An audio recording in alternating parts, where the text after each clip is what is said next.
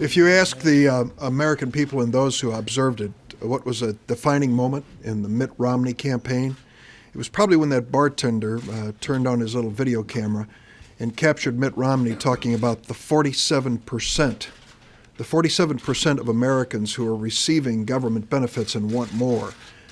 That was that defining, candid moment from Mitt Romney that defined Republicanism that was unacceptable in America. It may be one of the major reasons he lost that election, 47%. What do you see on the floor of the Senate today? You see a mentality among the Republicans and their leadership that basically says when people are down and out and need a helping hand, we're not going to give it to them because they're lazy. And the only way to get them up off the couch and away from the television and off to work is to stop sending unemployment checks. What other conclusion can you draw from their opposition to unemployment benefits for 1.4 or 1.5 million Americans? Think about this. Our unemployment system now pays you for 27 weeks, and yet we know the average length of unemployment in America is 38 weeks. So what we're asking for in a helping hand of about $300 a month for those who are unemployed is just a chance to find another job and to keep their families together while they do. But this 47% mentality of Mitt Romney is now the mentality of Senate Republicans, and we're seeing it play out on the floor. What's even worse than this, as far as I'm concerned, are the pay-fors that they brought forward. Senator McConnell of Kentucky comes out and says the first thing we want to do is to eliminate the personal responsibility section of the Affordable Care Act. You know what that does? That eliminates the protection against discrimination for pre-existing conditions.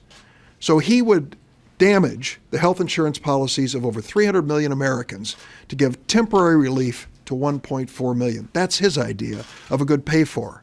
He wasn't alone. Another senator came up and said, no, we have to cut people on disability off of unemployment benefits. I talked to one of these Republican senators and said, have you ever visited a sheltered workshop where people who have mental challenges are able to do simple manual tasks and so proud of themselves?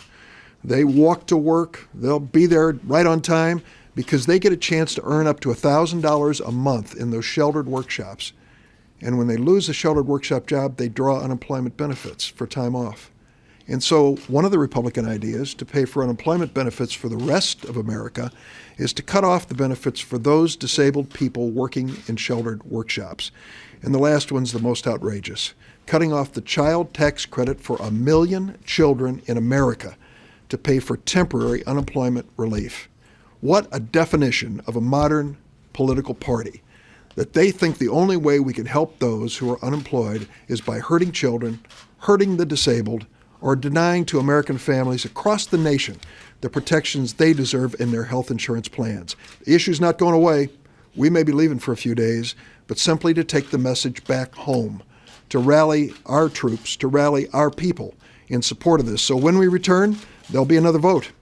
We'll have another opportunity for the Republicans, if they're listening, to come join us in what used to be a very bipartisan issue.